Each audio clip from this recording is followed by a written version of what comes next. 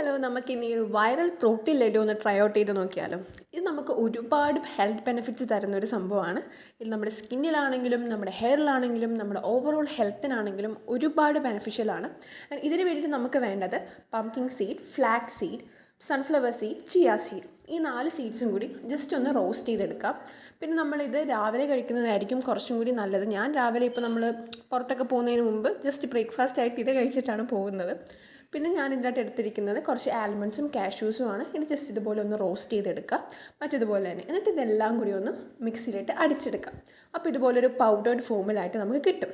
പിന്നെ നമ്മൾ കുറച്ച് നെയ്യ് എടുക്കുന്നുണ്ട്. ഈ നെയ്യിലോട്ട് നമ്മുടെ ഡേറ്റ്സ് അല്ലെങ്കിൽ നമ്മുടെ ഈന്തപ്പഴം ഇട്ട് നല്ലോണം ഒന്ന് മിക്സ് ചെയ്തെടുക്കുക. പിന്നെ ഇതിലോട്ട് നമ്മൾ 3 ഏലക്ക ഇടുന്നുണ്ട്. ജസ്റ്റ് ഒരു ഫ്ലേവറിന് വേണ്ടിയിട്ടാണ് നമ്മൾ ഏലക്ക ഇടുന്നത്. എന്നിട്ട് അതും കൂടി ഇട്ടൊന്ന് മിക്സിയിലിട്ട് അടിച്ച് എല്ലാം കൂടി ഒന്ന് മിക്സ് ചെയ്തെടുക്കാം.